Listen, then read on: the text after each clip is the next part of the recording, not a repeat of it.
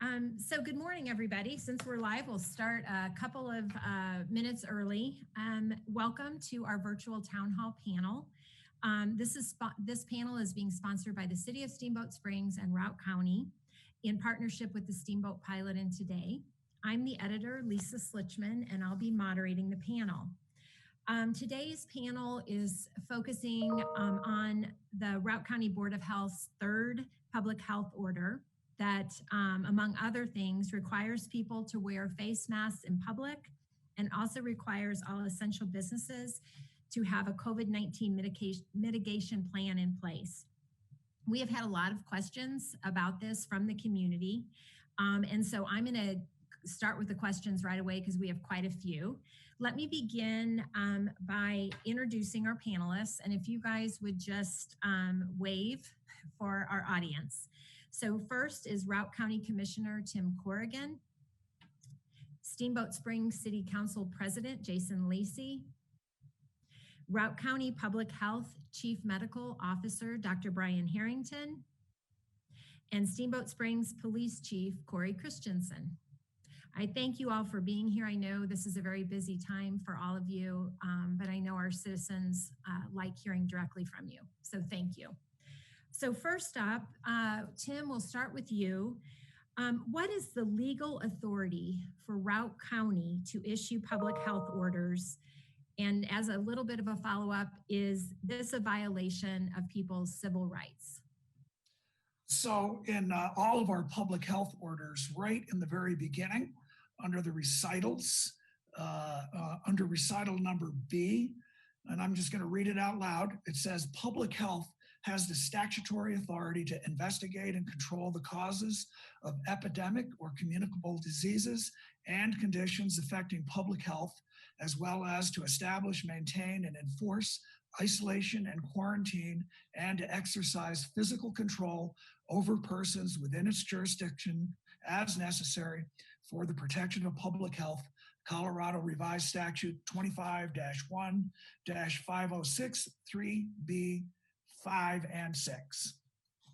So we have clear statutory authority to impose these kinds of regulations and restrictions, and there is the constitutionality of that is unquestioned. Thank you very much. Anyone else want to add anything to that? Okay, we'll go on to the next question then. Brian, this one is for you. Given the relatively low number of confirmed COVID-19 cases in Routt County, what is the justification behind or the reason behind the public health orders? Well, first of all, I can say I'm really happy that we can get asked that question, because the other kind of question could be that we're in a crisis and people are asking what we didn't do. So whether it's luck, whether it's things we're doing, I'm so happy that we're at that position where we kind of ask that very question of, well, we don't seem to be in a crisis here in Steamboat. So, so first of all, I'm glad that that's the scenario. Second of all, I would comment that by definition, really, public health is a preventive medical effort. Its focus is on preventing disease and illness. And so if we're doing our job, we're trying to prevent the problems, not respond afterwards. I would say that from kind of just this local perspective, we've had several weeks as we've ramped up disease mitigation efforts and education and trying to get everybody to take care of themselves and take care of each other too, because everybody must understand that the efforts that we're talking about are not just about what I do to protect myself, but what I do to protect the people around me and my community. So as this was going along, and we saw that we were still struggling to get all these measures being used effectively in the community, it became apparent that we did need to give more direction, guidance, public health order to get that on board. And I hope that down the road, people will appreciate that as we develop these habits, it's what's going to carry us through and allow us to resume economic activity and more normal function, because we're going to have the virus with us for months. And in order to resume our activities and keep the disease at a manageable level and reduce the risk of death in our community, we'll have to figure out which of these measures work. And things like wearing a mask, to me, are far less onerous than making all businesses shut down. So if we figure out the activities that are going to be helpful for us, that's going to be crucial to allow us to reverse what is an economic disaster right now. And that's going to have impacts in its own health way on the health of people in our community for some time. Thank you, Brian. Next up, Cory, what does enforcement of this public health order look like for law enforcement? Certainly, when we've had the very first public health order, and I really want to give my appreciation to the commissioners for their clear direction as they've issued these public health orders. I know their deliberation they don't go into this lightly, and it really is about the safety and the health of our community. So I really appreciate the clear direction. When we were first talking about public health orders, I had drafted up a criteria for response and circulated that amongst Sheriff Wiggins, Chief Mayor down in Oak Creek, and Chief T out in Hayden. And the four of us agree this is how in the county we were going to handle enforcement. And first and foremost, what we really do is, one, I'll respond to any call, right? You call us and we respond to calls. And some people think it's ridiculous. Some people think it's, the word I've heard is stupid. But frankly, for the life of law enforcement, we've responded to what people would think are stupid calls. This is no different time. I don't think they're stupid because I've got a citizen who wants us to do something about it. So our very first thing is we respond if you call us. As of this morning, it's about 120 of those calls in Steamboat alone, starting from March 24th when we started tracking this. And the officers are going to respond, and their sole goal is to gain voluntary compliance. Is a conversation about one, I think the education conversation happens, but unless you live in a cave, you've been educated, right? Everyone knows why we're doing what we're doing, but we still manage to do education. So we want to talk to people about why it's important that they adhere to the public health orders. We want to seek voluntary compliance. We ask them to comply with the public health orders. If barring that, and if you've really pushed yourself honestly too far, we will cite you for a violation of the public health ordinance. And that you heard Commissioner Corrigan's statutory authority along those lines. And that's what we do. We enforce the law. And then last resort, final last resort, we will take you into custody. It is one of the areas where Chief Judge O'Hara has said you can go to jail for that. And so we'll do that. But we really look for voluntary compliance, and I will tell you the majority of the time we get that voluntary compliance. Thank you, Chief. Next, Tim, this one is for you. We're getting some questions from businesses about what is a mitigation, COVID-19 mitigation protocol, and how would a business go about developing one of those plans? Thanks for that question. And before I get to that, I would like to remind people that the public health order about the face masks, I think people have actually kind of misunderstood that order. And if you actually read the order itself, which I would encourage everybody to do before they jump to conclusions about what it says, it is a standing public health order requiring mitigation plan of all businesses. It is not a face mask order.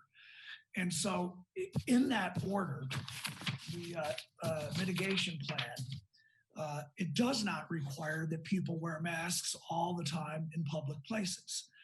The order requires that essential businesses that remain open implement mitigation plans. And that, again, that's right in the title of the public health order. And those mitigation plans include a long list of things that businesses are required to do to keep employees and their customers safe, including wearing masks. The mitigation plan itself is pretty simple and straightforward. It is available on our website. If you go to the Routt County homepage, scroll down to public health orders, go to public health order number 3. There's an appendix that is an online fillable form that is very easy for a business to fill out. And it touches all the bases of the things that they need to do, including providing hand sanitizer at entrance, requiring that they keep people 6 feet apart, et cetera, and that employees and customers in those businesses wear a face mask. So it's a pretty easy form to fill out. We don't believe it's too onerous, and we are disappointed that it's been misinterpreted to indicate that we're requiring all Routt County citizens to wear masks all the time, every time, wherever they are. This is only when they are visiting a business.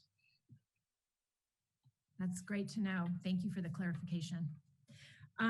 Jason, next up, we were talking about face masks, and we do have a lot of questions, and Tim may have already answered this, but where are face masks required? And in particular, since we are such an outdoor loving community, we have a lot of people who wonder, do they need to wear them outside? Do they need to wear them while they're exercising? So Jason, do you want to take that one? Sure, thanks, Lisa. Yeah, Tim touched on this a little bit. The public health order does require that when employees or customers are using any or at any essential business or government service that's allowed to be open right now, you are required to wear a face mask. So if you're going to the grocery store, the post office, the pharmacy, you're riding the city bus, those are the kind of places where you need to have a mask on. But as far as outdoors, it's not a requirement, but face masks are recommended to be worn in any area where you might encounter a lot of people or where people might congregate. So, we obviously want to encourage people to get outside, but if you're going to be in an area like the Core Trail, or you're going to be on Spring Creek Trail, or you're going to be on the downtown sidewalks, you should really think about, wearing a mask. It's recommended that you would, because you're more likely to encounter people in a place like that. But of course, if you're going to be in a place where it's more remote, if you're going to be on a remote trail, or you're going to be in the backcountry, you don't really need to wear a mask there, because you're not likely to run into people. And of course, if you do, you just use the common sense measures of keeping your distance. And if you have a mask, put one on. And that's what I would really just encourage people to do. As much as possible, wear a mask. But if you're in a place where it just doesn't make sense, then you don't have to wear one. On exercise, again, that really comes to if you're going to be in a high density area, if you're running or jogging on the Core Trail, or if you're in an area in your neighborhood where a lot of people, I know in my neighborhood, a lot of people want to get outside and take a walk. You should wear a face mask or other covering to make sure you're protecting yourself and others. Which is largely the point of wearing these face masks, is to protect others in case you might be spreading the disease. And then, of course, keep your 6-foot distance from people. Thank you, Jason. Tim, is there anything you'd add to that? No, I think Jason covered that, excuse me, pretty well. I mean, when I go hiking down my county road here out in front of my house, I'm not wearing a face mask. I'm not near anybody else. So I think that's perfectly fine. Great. And let's go ahead and stay on the face mask topic right now.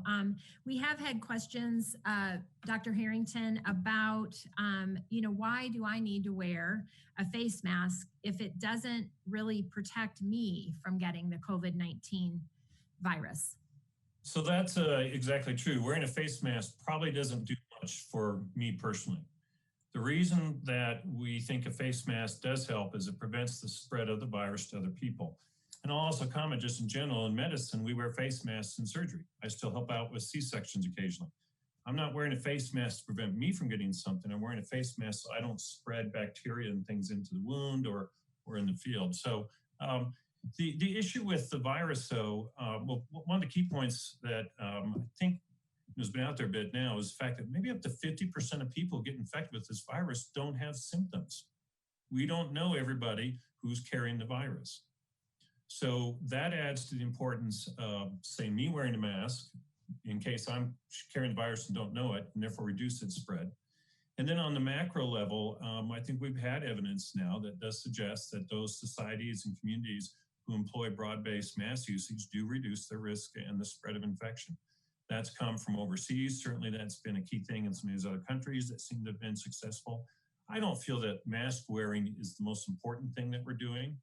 But I consider it to be a fairly less onerous thing to do than some of the other stuff that we've done that's really shut down our societies. So I think we all are going to have to make some decisions and accept that there are certain things that, well, I accept that we're going to have to keep doing some measures.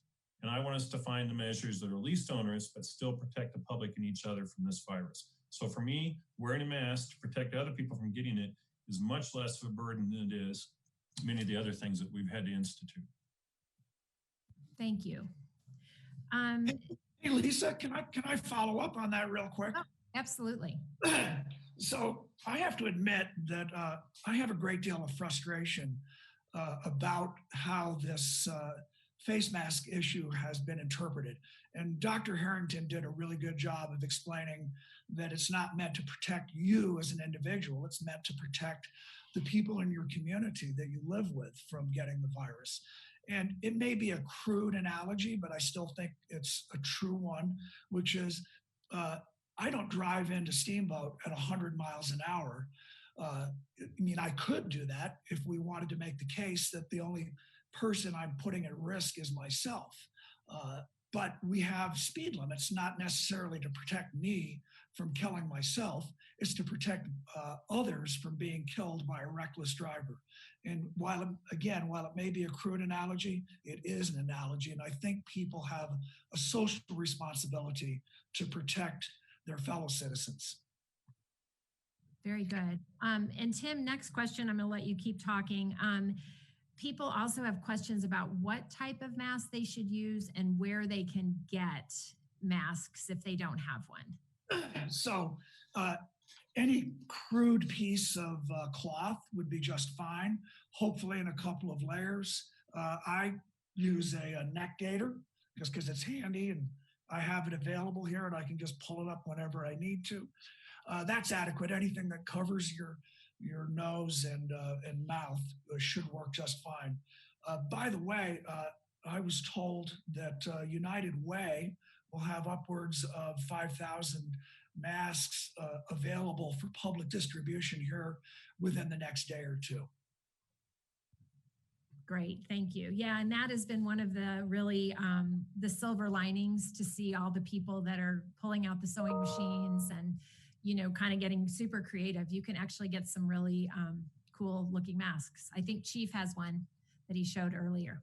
So yeah, and the other thing, if you need instructions, you can go to CDC's website, and there's a window there that gives very basic instructions how to create your own face mask. Again, nothing fancy. You can cut it out of an old T-shirt if you need to. Thanks, Tim. Cory, you mentioned this, but has anyone been cited or arrested for violating these public health orders? And if so, why? Certainly, yes. So as has made the media, on Monday night, we did arrest 3 individuals and charged them with violation of public health orders. They weren't violating the 3rd public health order. They were violating some of the previous public health orders. And let me just put some clarity to that situation. First of all, an absolute last resort for the officers. The officers spent a considerable amount of time talking to the individuals, working with them, trying to gain some level of compliance. But they were called to the home by the person in charge of the home. She was concerned for her own safety. She was concerned for the health and welfare of her children. 3 children lived in the home, and an adult who's is in a vulnerable position. This roommate invited 2 people from the Front Range to hang out, to go fishing and hang out, and so they weren't here for any essential purpose. The homeowner had asked the person to leave, asked his people to leave. They refused to do so. Called us. We showed up. The officers had a conversation with the individuals. Not only did they refuse to, disperse or leave the home, they actually refused to identify themselves to the officers by name. We have obstructing justice charge for a purpose, right? The officers were investigating a criminal act, and in the end, these individuals chose to obstruct that. It's a charge we use all the time, honestly. So they were eventually arrested. That did then bring about a little bit of telling the officers who they were and things like that. But at that point, they were in handcuffs on their way to the vehicles, on their way to jail. Interestingly enough, all three of them were put in masks. All three of them were transported in separate vehicles, vehicles that were disinfected prior to them even entering the vehicle. And they were then taken to the Routt County Jail. And again, that's our last resort. I'm working with the sheriff to minimize how many people come to that jail, because we know that can also be a place where things were spread. But at the end of the day, all these individuals really had to do was comply. They could have given us their names. They could have gotten in their vehicles and left, but they chose not to, and they chose to be what we like to call less than cooperative. Thank you, Cory. Brian, we've also had questions about, are employers required to take employees' temperatures daily? And then if so, why? Yeah, the straight up answer to that is no. The wording of the health order does not specify that employers have to be the ones to physically take the temperature. The intent of that is that people are screened for fevers before they go to work. And there's multiple ways that can be done. It can be done as simply as somebody taking their temperature at home. And when they come to work, they verify that they checked to make sure they didn't have a fever. This matters. The studies show with looking at all the patients with COVID-19 infection, the #1 symptom reported is fever. So that's the most common symptom with this disease. Some people may only have a fever. I have personally witnessed that with patients and with some of our contact tracing. We have found people who are positive, and lo and behold, they had a fever. And that's the same with some places of business. So it makes sense medically to me. It's just, I hope people understand that it doesn't specify that the employer has to take their employee and check their temperature right then. Now, in my clinic, we do. We have a sign-in sheet, and I goofed yesterday. I took my temperature and I wrote it in. I forgot to sign it. So this sheet was sitting on my desk this morning by our clinic manager. So, and nobody's arrested me. I think I'm okay. But I know that, and I've heard that this is a frustrating thing for some people, but I want to hopefully make that clear enough that it's not that the employer has to take the temperature. That's one way of doing that. And what we do in my place, but we're medical clinics, so that is an easier deal. We have a thermometer on the wall. I walk in, I take my temperature, I write it down, and I sign off, and I go back to doing what I need to do. But again, there's different ways that can be met. The intent is to verify that your employees have been screened for fever when they show up for work. And just one point of clarification, what is the level of a temperature when someone should not go to work?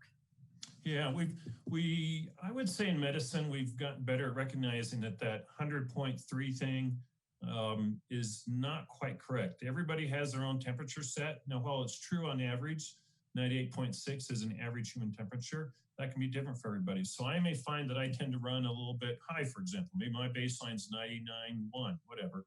I think the key point is that it's above where you expect it to be. Some places I know that we've been using it with, who use that protocol in the medical world, maybe set something lower, 99.5. And that there's a little bit of subjectivity there. The point is, do you have a rise above temperature? You can still go with an absolute value for sure. Somebody has a temperature of 102 is not normal. Thank you. Next question, kind of building on this. Jason, we know that it's really hard right now for people to get hand sanitizer, thermometers. I think masks are maybe getting a little bit better, but what do businesses do if those are some of the requirements and they cannot get their hands on those things? Sure. So obviously we want people to make best efforts, and it's hard obviously to find hand sanitizers right now, but check the stores regularly. Also would encourage people to, if you can, think about buying in bulk. You can oftentimes get the big jugs of hand sanitizer where you can refill the smaller bottles. So those are sometimes easier to obtain than just the small pump bottles that you might see in some businesses. Also, have your employees regularly wash their hands, because that's going to be really important. Certainly if you don't have the hand sanitizer, the washing of the hands is really important and can be just as effective as long as they're doing it on a regular basis. It's also important that they actually dry their hands. It's not just the washing piece. They need to make sure as part of the decontamination process that they actually do the drying step as well. But also, again, on trying to find sanitizer, look in some unusual places. You know, I know like locally, the Steamboat Whiskey Company, they've started to make hand sanitizer, and other distilleries around the country, they've started to make hand sanitizer as a way to have some business in these tough times. So try to check in some places you might not expect. Obviously, encourage people to avoid touching their face.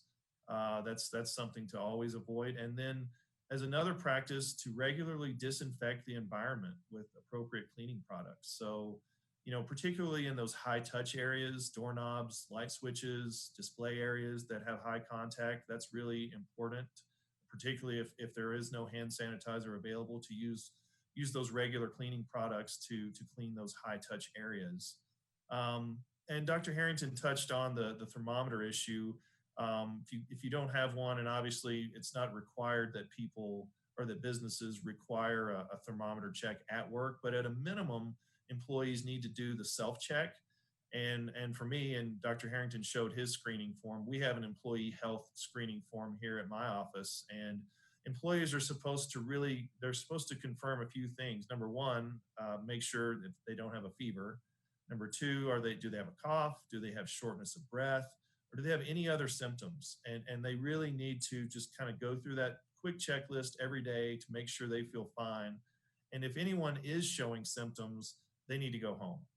They don't need to stay. They need to be sent home in order to protect themselves and the other employees and any customers that might be in the business. On masks, that's, you know, at least even if you can't find the surgical or those type masks, you at least ask employees to wear buffs or neck gaiters like Commissioner Corrigan just showed us, or handkerchief or any other kind of crude cloth covering that you can find. That's really important to do. And then of course, make sure within the business they're maintaining the 6-foot social distancing. And then if people have questions, we haven't mentioned it today, I would just encourage people to call the Routt County Helpline. That's 871-8444, and they might have some additional information on when or if any of these products might be available elsewhere. So, and then of course, don't shake hands, engage in any unnecessary physical contact at the business, because we all need to keep our distance right now. So that's what I would say on that one. Thank you, Jason. Yeah. Cory, we've also had questions. Does law enforcement have time to enforce these public health orders? Well, I mean, the short answer is yes. That's what we're here for. You know, I'm excited to report that for the most part, my officers are healthy. We're fully staffed, and we're meeting the needs of our community. I will tell you that our calls for service are up considerably in the last 2 weeks, up 66%. So our calls for service and public health orders are only 10% of that increase. So yes, it is a call for service that we're going to, but we are extremely busy, far busier than we should be this time of year, in all honesty. But at the end of the day, if I have to put more officers on duty to handle calls, I'll do that. So we have time to meet the needs of our community, to help our community be safe. That's what we're here for. Thank you. Tim, back to you. A lot of people have questions about how long are these orders going to be in effect, and if you are considering extending them beyond the dates that were initially set. Sure. So our first public health order limiting short-term lodging expires on April 24th, as well as our second public health order limiting public gatherings. Our third public health order, which was the mitigation plan for businesses, not a face mask public health order, is scheduled to expire on May 10th. We will most likely consider extending the first two public health orders to May 10th so that they'll be in harmony, so that all three of our public health orders will have an expiration date of May 10th. And we will be considering that early to the middle part of next week. But I think it's most likely that they will be extended. And we want to do that to provide some predictability to our citizens and certainly to the lodging community.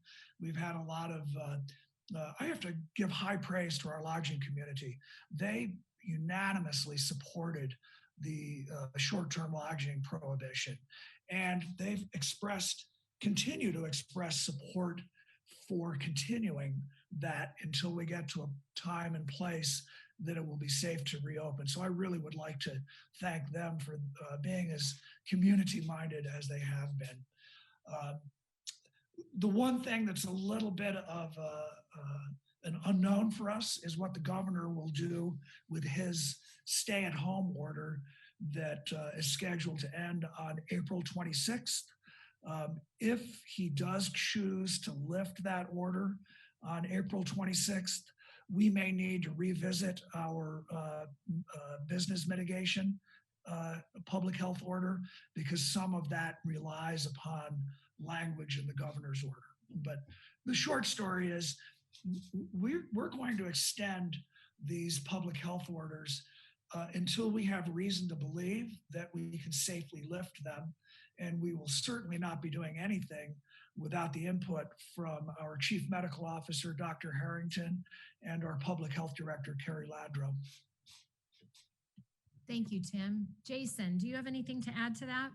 Yeah, I just wanted to jump in, and Tim, thanks. I know you and the commissioners, this is a really tough part of your job. It's probably one of the toughest things you've had to do as a commissioner, and I don't envy your position, but I really appreciate all the way you're taking it very seriously and making some tough decisions. I also want everyone to know, and I think it's important for everyone to know that, you know, the commissioners are also thinking ahead to, you know, what comes next, and as far as transition planning. So obviously we're going to follow any orders from the governor. We're going to follow, you know, federal guidelines as those may be issued. But the county has, you know, they've been seeking input from all the municipalities, from the chamber, from the business community, from the public, on thinking about how do we transition back, you know, beyond this phase. And that's going to be a really important piece that, you know, we certainly don't have the answers yet, but I want everyone to know that the county and everyone locally is taking that seriously, and that we're really trying to think ahead and be proactive to think about how we get from the current state we're in and transition back to a more regular environment. So thank you, Tim, for engaging all the different people and stakeholders in the community. Thank you, Jason. Brian, when is Routt County's peak anticipated, and how is that calculated? Yeah, we're challenged to come up with an exact date here locally. I'm never going to be able to say that the date was April 12th, April 18th, or May 1st. But I'll just say my sense of it is that we have approached that point. And that's been in the conversations with the city and county leaders as well. In the purest sense, I wish we could test the community every few days and or some sampling of it, and then we would know what the prevalence of the disease is in the community. We don't have that ability, although we're finally getting close to that. So we have to infer from other things. So what else can we infer from? We can infer something from the number of positive tests that we have. So while our daily testing has been going up, the number of positives has not. I'm very interested to see what happens with results from our community testing yesterday. We did 60-some tests yesterday. That in itself is kind of interesting because we had the ability and we had appointments for 100. And I'm sure there was some messaging we could have done further. I'm sure there's people who didn't realize that we were doing this, but I expected we would have 100 people. And instead we did not. Now that was testing of symptomatic people. I took that as maybe a positive sign. We're going to do it again this Saturday. But when those results come back, imagine if those come back and none of them are positive. I doubt that'll be the case, but that's the kind of information we've been lacking to be precise on where the peak is, but I think we're all looking at what's going on at the state level and the national level. And I think we're seeing other indications there in a greater sense that, the efforts in the past 2 weeks have been paying off. And I would applaud everybody about that. It's more of a period of time. And I think that reflecting that, the city, county leaders, business people have been involved in community discussions about how we can start peeling off layers of all the things that we're doing to try to reduce infection, yet at the same time not let it recur. And I think there might be a question later on that I'll address that further. Thank you very much. Cory, back to you. Again, from the law enforcement perspective, do you think people are complying with these orders for the most part or defying them? I think for the most part they're complying. We got a great community here in the Yampa Valley, and they do care about each other. And I think it's out of that level of care that we are seeing, for the most part, a lot of compliance. I'm sure that will continue. Thank you. Okay, Tim, some other questions we've had are about construction projects.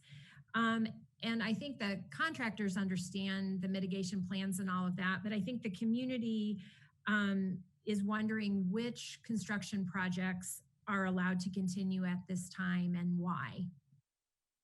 Let me start off by telling you that when we considered just a week or so ago issuing a public health order shutting down all construction, it was probably one of the most difficult decisions that I've had to make ever, whether as a commissioner or a school board member or anything. That was a really, really tough decision, especially, I was in the construction industry for 35, 40 years, and I understand a lot about how construction works. And so for the most part, what we've asked our contractors and our public to do is to concentrate on those projects that are truly essential.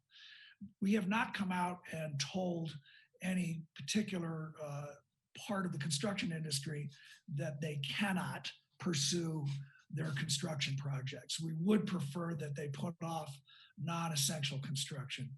Part of the reason that we didn't shut down the construction industry is that I understand in many of these projects, you have workers that are working on a building inside and outside, and they're not actually directly interacting with the public. So that was one of the distinctions that I relied upon when we decided not to shut down the construction industry.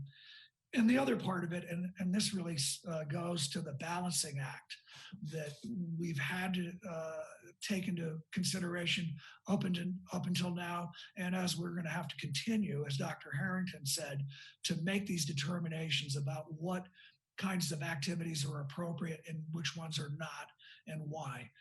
And we understand that the construction industry is a big pillar of the economy in this community.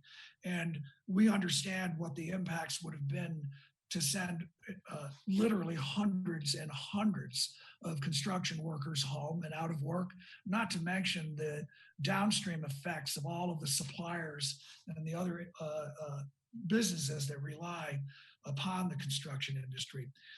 If the only thing we cared about was making sure that we didn't place people at risk, and if we took the position that we were not going to accept any level of risk in order to prevent the spread of the coronavirus, we would have shut down the construction industry. It's just an example of a qualitative decision that we needed to make that tried to provide for protecting the public while at the same time without destroying our economy. Tough one. And I understand people that are frustrated that we have not been more forceful about shutting down parts of the construction industry, but we found it really difficult to pick winners and losers and who should be allowed to keep working and who shouldn't. So I think that'll be a continuing subject for conversation. Thank you, Tim. Yeah, Tim, and I'll like to follow up on that just a little bit. I know that was probably, like you say, a really difficult decision, and I think you went down a good avenue to require the workplace mitigation protocol across all businesses. I think that made a lot of sense. I think the real tough part is for contractors to know what is essential and what's non-essential. That's all in the eye of the beholder, of course. But you know, I think if any of these contractors have clients that can wait, I think that would be, as much as they can provide that flexibility. We all need to be flexible right now and work with each other and be as considerate as we can. So if there are customers that can provide those contractors with some degree of flexibility, that would be great if they can delay those projects. But then there are some projects, obviously, that would definitely fall into the essential category. And you know, one that comes to top of mind for me is the Housing Authority project, but beside Walgreens right now. That's obviously a huge need our community has always had for affordable housing. So projects like that, it would be a real shame if we had to delay those and prevent people who really need a good housing situation sooner rather than later. So it's again, it's applying some common sense, and it's also trying to, you know, just be as flexible as we can with each other right now. And that's really where you have to kind of try to make that decision on what's truly essential and non-essential right now. So one thing I'd like to add too is I've been really impressed with our contracting community and their efforts at complying with the mitigation plans. And our building department is going out and regularly monitoring these construction sites and looking at their mitigation plans and ensuring that the construction community really is following our guidelines. Yeah, and I was, just as a final point on that, I was actually impressed. I've heard from a few of the contractors in the community who actually implemented some protocols before there was even a health order, which I thought was really impressive and proactive for them to really, first off, take care of their workers and then also be looking out for the general community. So that was really great to see. Thank you, guys. Brian, this is a question a lot of people are asking. What indicators will you rely on, or the county, not you particularly, but the Board of Health, will rely upon to start lifting these orders? This allows me to also add something to my previous question that I hadn't touched on too, which just in terms of these indicators, a couple of things that are critically important is hospitalizations and deaths. So the hospital yesterday released their information on how many hospitalized patients in the past have had positive tests, and it's been 4. Currently, there's nobody in the hospital with COVID-19. Our numbers are small. It's a little hard to really statistically say we're up or down, but I take it as good news that we have nobody in the hospital this week. Also, deaths. We tragically had our first confirmed death last week of a resident at Casey's Pond. Hopefully we'll have no more anywhere in the community, and that's a marker too. But I do think that the death rate from this disease is an indicator of the overall disease burden. So to my previous question, I would just say that everything to me looks good. I mean, this is what we were hoping, that we could blunt the rise of things. So what are our indicators for getting off? First of all, you know, I want to acknowledge this is an economic disaster. In public health, we often have the luxury of spending most of our time talking about social determinants of health. Do you have food? Do you have a roof over your head? Can you get to work? Do you have a job? Those things matter, quite frankly, much more than just being in office with me to take care of high blood pressure or something. The mountain communities are facing the highest unemployment filings now in the state. So we might even be bearing even more of a brunt of that than some of the other places. That's going to have huge impacts the longer this goes on. I know acquaintances now who are trying to figure out how they can pay their bills this month because now it's coming due. It's vital that we get people back to work and back to life. So we're looking at several things to try to judge how to do that. I mentioned the indicators, trying to understand where we are on this curve. But let's go back for just a minute. Let's go back to 4 or 5 weeks ago when this all began. When it began, we didn't have good understanding of this disease. We weren't doing any measures to prevent it. We had no testing to determine where it was and how to isolate it. We didn't have a medication for it. We didn't have a vaccine for it. Here we are now 5 weeks later, and I would suggest that many of those same critical issues are still in place. We still don't fully understand the disease. We don't have any treatment for it. There's no vaccine for it. We're just starting to get to the point where we can test adequately and understand where it is in our community and how to wall it off. So I would suggest that if we were to do the wrong moves now, we'd be right back where we were 5 weeks ago. And we'd go through this all over again.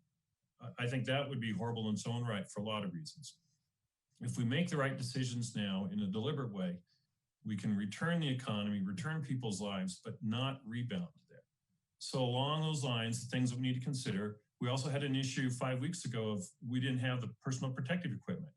I have colleagues, friends in the medical community locally here, in other communities. I've talked to ER docs in other places too. I have hospitalist friends.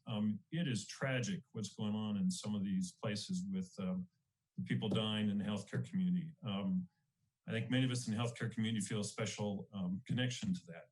And so having personal protective equipment is vital. So we get back into another surge component now and we still don't have the proper protective equipment. That's a mistake. Do we have the capacity in our hospitals? Do we have the ventilators?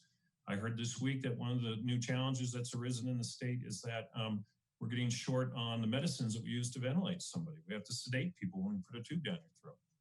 We're okay locally, but still those are all the critical needs to have the infrastructure in place to deal with the surge if it occurs.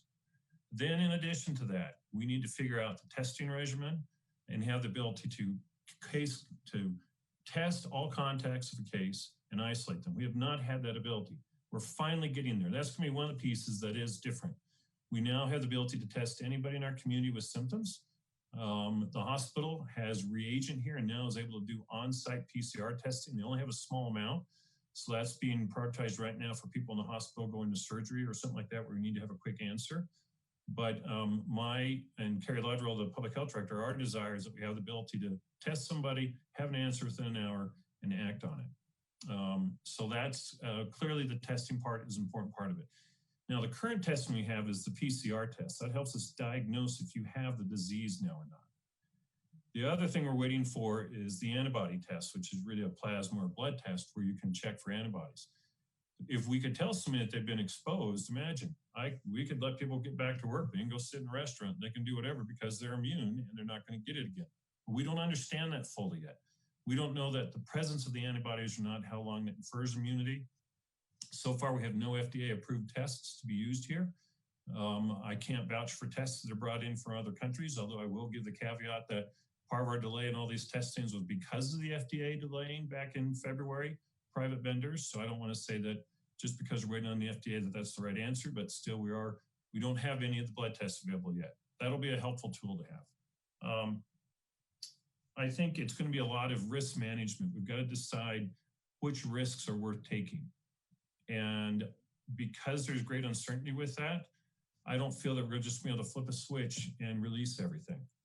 We're going to have to choose smart choices, release those restrictions, test the effect, and make sure that those are the right moves and we don't rebound. The other one of the challenges we also have is the natural courses disease is a 2 or 3 week course often before we know what we're dealing with. That is, you get infected, you go on average 5 days without symptoms, then you get symptoms, then it's another week or more before you get hospitalized. So our actions often don't bear out an outcome for another 2 or 3 weeks afterwards. That's also why I think that our efforts need to be staged and we watch them over time, a week or two to see if we're getting a sense of whether that's working or not. So I don't have an exact black and white answer on this, but those are the things that are being considered. Again, city and council leaders have been meeting on a daily basis, talking on this very issue already for the past couple of weeks of what can we peel back, when can we peel back. We're going to be dependent to some degree on state orders and federal regulations too. So to that degree, we've got to wait a little bit for that. But I can tell you from the meetings I'm in, everybody I hear talking is active and anxious to get our society back to functioning. We're just trying to do it in a deliberate and responsible way. Thank you, Brian. That was a lot of good information. Cory, what should people do if they see someone in the community not wearing a mask? Should they go up and confront them? What would your advice be? Well, first of all, I want people to really recognize that, the members of our community, myself included, we're stressed. There's a lot of stress going on in our community, and honestly, people are going to react in ways that they might not normally because of what's going on around and the uncertainty, and just recognize that this is a tough time for everyone. And as you heard Commissioner Corrigan say, an individual walking down the street without a mask on is not a violation of the public health order. So I would say if you wouldn't have done it before the public health order, don't do it today. But I'd really recommend to people that if you feel you see a violation of the public health order, if you have a relationship with the individual that is positive, then say something, right? Be their friend. But I wouldn't walk up to perfect strangers and somehow try to ask them for voluntary compliance. If you want to, give us a call and we'll come and take a look at it and work for voluntary compliance. But even then, right, we in uniform, the officials, sometimes have a difficult time convincing people. But really, just remember that if they're your friend, help them be better. If they're not, I would just leave them alone. And if it bothers you enough that you need to call us, by all means, give us a call. Thank you, Cory.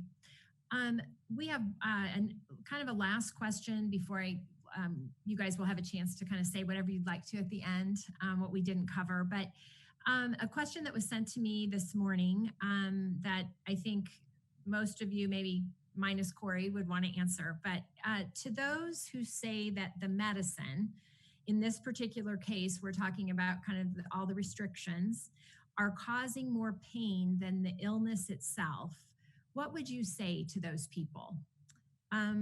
Let's start with Brian.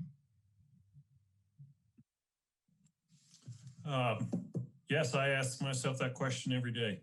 Are we causing more harm than good? But we're going to have more deaths from this illness than we get from influenza. This is going to be worse than an influenza issue. I think that the people who have lost loved ones would probably have a pretty strong argument about this. And again, I mentioned this earlier, part of this is trying to prevent that. I hope that we have a discussion where we've only had 40,000 people, well, not only, but 40,000 people die in this country, and we say, oh my gosh, we overreacted. No, we reacted and we prevented that worst outcome. I am also struck as a healthcare provider to see what other healthcare providers are doing in other places where this has been out of control. And I mean, you can take New York, you can take Detroit, you can take New Orleans. It's a lot of big cities, and there's reasons I think that some of that happens. But we've had those stories here in our own state. It's not just an out-of-state thing. It's here. It's real. So for me, this is a very real thing. And yes, it is a challenge to balance what to do. But I think it would have been completely irresponsible for us to do nothing. So on one hand, we could do nothing. That would be irresponsible. On the other hand, we can do too much. We could have shut down everything. We could have shut down all businesses. Some countries have done a total lockdown. We could have drones flying overhead telling us that we can't move out of our house. We could do the China thing. There's a lot of extreme things we could have done, we haven't done. So therefore, I think everybody accepts that somewhere in the middle, we have to do something. And we have to understand this isn't just about us, it's about all of us around us. Clearly, the actions that I take, whether it's wearing a mask, social distancing, make an impact on how somebody else might get infected or not infected. Yeah, that's going to be an ongoing debate. I don't think we're ever going to have that answered satisfactorily for everybody. But it's a critical question, and yeah, I'm sorry that it isn't a straightforward one. Thank you. Tim, how would you answer that question? Well, I think you just saw the wisdom of the county commissioners appointing Dr. Harrington as our chief medical officer. I think he said it probably better than I can. I guess from my perspective is there is no question that the steps that we've taken have prevented a worst case scenario. And the sooner that we can get this COVID-19 under control is the sooner that we can get back to life as something that approaches normal. So yeah, I think we need to, the advice I give to my friends and family is that we just need to keep it up here for another number of weeks. And if we can keep it up, we're going to be in a place where we really can get serious about reopening the economy. My heart goes out to all of those people that have lost a job, that are struggling to pay their bills. But it's something that together as a society, we just need to work our way through. Thank you, Tim. Jason, how would you answer that question? Yeah, and Dr. Harrington and Tim hit it really well, but I guess I would say one of the comments that really sits well with me is something I heard from one of our other local physicians, and that's, we're going to know that if we keep doing well on the numbers of cases, numbers of deaths, all those sorts of indicators, it may seem like we've done too much. But in actuality, it's by seeing that be the result, which so far we seem to be on the lower end of the numbers and curves, which is great. It's all these measures that we've taken that have allowed us to get to that point. So we haven't had the serious medical surge yet. We haven't had the serious number of cases. You look down in Eagle County, and I think there are 500 cases or more at this point. I mean, and we're nowhere near that. So now part of that too is we still have some limited testing, and we're getting much better on that, which is great. We have another community testing day coming up. And for me, I certainly recognize, and I know everyone from the commissioners to the state government and to the federal government as well, we all recognize the terrible economic toll this is taking. This is affecting all of us. This is affecting me personally as well. And it's not easy. And we're seeing, friends and businesses in the community that have let go, hundreds of staff members. And it's just awful to see.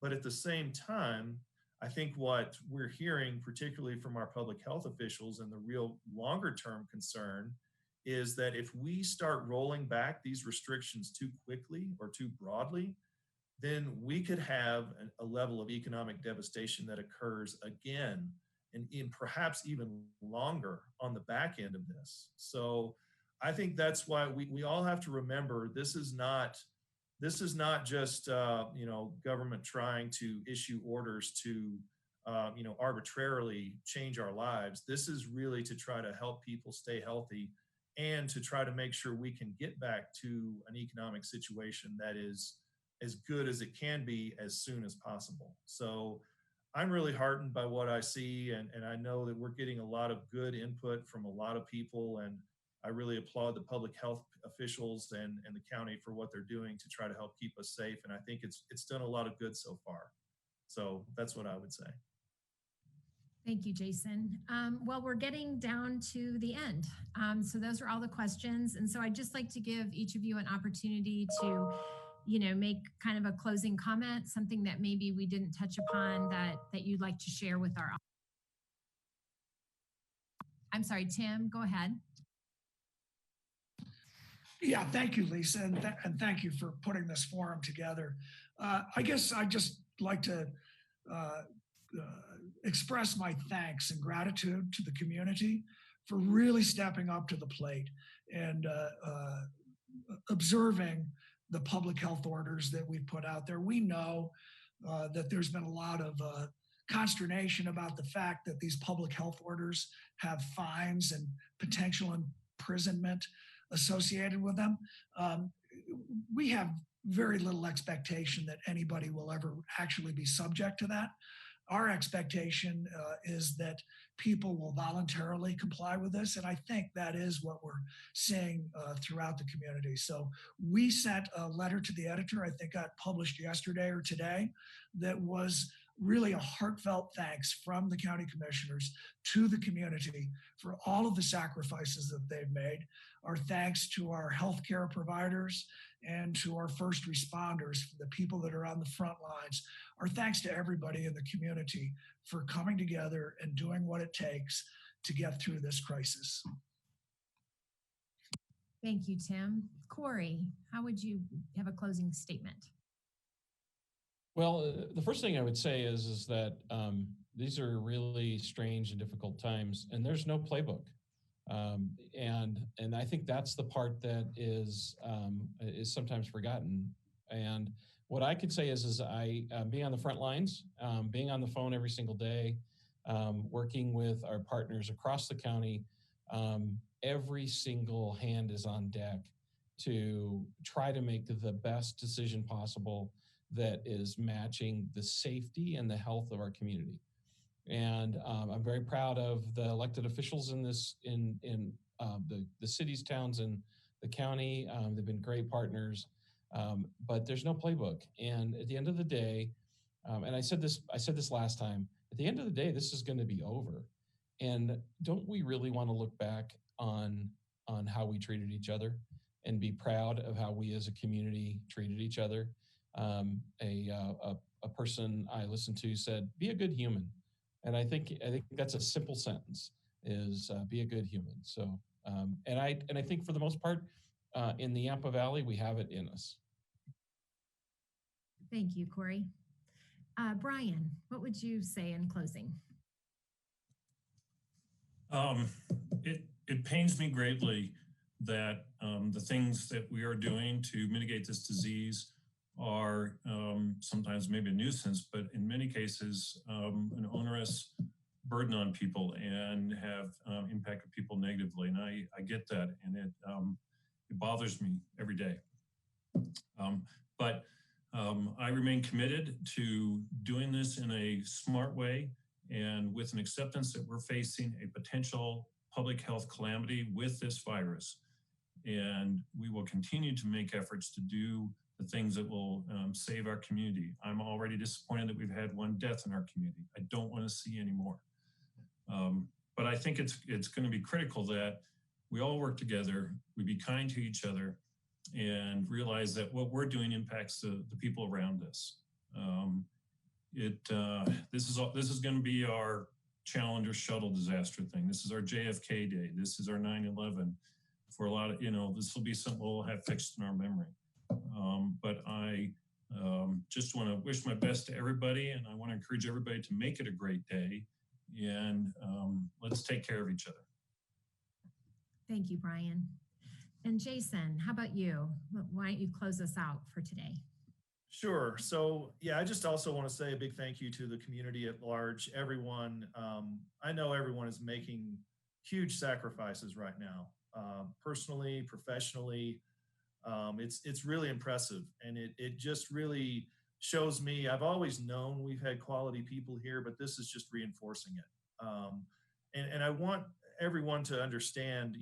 I'm just as you. I'm anxious to try to get back to a more normal life. I think we all will have that tendency, and it will definitely become a stronger feeling as we move forward in this. But I think it's important for everyone to understand that they should not expect things to just, like somebody said earlier, flip like a switch, and then all of a sudden everything's just back to normal. I think one of the best analogies I heard was yesterday from Governor Polis, who said, think of this more like the dimmer switch on the light, where it's not going to be all at once with the switch. It's going to be a dimming process where we slowly start rolling back these restrictions and slowly start getting things more, quote, back to normal. I think that's a realistic expectation. And obviously, I know everyone here wants to get back to that point where we can have a more normal life as soon as possible. But I do want everyone to know that the process here locally is working well. There's a really good team in place. I really appreciate the commissioners and their approach to these local public health orders and how they have a great team with the public health officials, Dr. Harrington, Carrie Ladro, and all the public health nurses. They're also taking a lot of input from all the municipalities, from the business community, from the community at large. And I really want everyone to know that as Cory mentioned, yes, there is no perfect playbook, and we will have to make some mid-course corrections as we go along the way and moving forward, because there's no playbook. We don't have, the step 1 to step 400 approach on how to get to the finish line here, but we're going to keep using the best best experts, the best information we can to make this this a workable process and keep this community safe and get us back to a strong and healthy economy as soon as we can. And I just want to thank everyone for doing their part to get us there. Thank you, Jason. And I want to thank each of you for participating. Thank you for your servant leadership, and thank you for being willing to answer the community's questions in such an open and transparent way. So thank you very much. I know you all are very busy, so giving us an hour is, we are really grateful. So we will be holding another panel tomorrow at 10:30. This time we are going to be featuring administrators and teachers from the Steamboat Springs School District who will be talking to us about online learning. And I also think the superintendent will be there to give an update on the new school. There's been a lot of questions about that as well. So as always, please send questions that you might have to covid@steamboatsprings.net or to news@steamboatpilot.com. And I've been listening to a lot of music thanks to my Alexa. I'm sure it's called something else. I call her Alexa. And there's a song that I keep going back to, and it's Tim McGraw, and it is kind of references what Cory said, is we all need to be humble and kind during this time. So I encourage everyone to have that, that mindset as you go about your day today. I hope it's a good one. Thank you, everyone. Thank you, Lisa.